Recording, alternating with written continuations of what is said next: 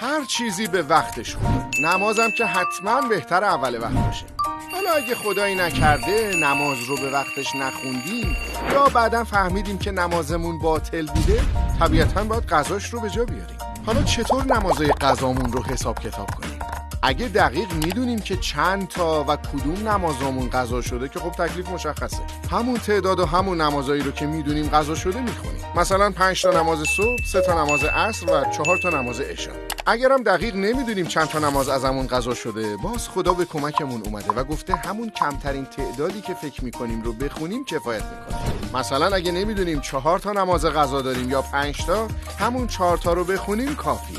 اگرم میدونیم مثلا یه نماز 4 رکعتی ازمون قضا شده ولی نمیدونیم ظهر بوده یا عصر بوده یا عشاء بوده، کافیه یه نماز 4 رکعتی بخونیم به نیت قضای نمازی که نخوندیم. دیگه از این راحت‌تر هم میشه.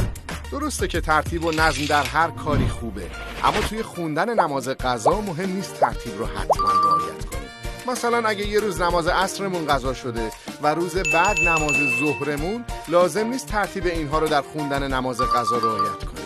یادمون باشه تا آدم زنده است و نفس میکشه، حتی اگه توانایی هم نداشته باشه، کسی نمیتونه به جاش نماز ادا یا نماز قضا بخونه.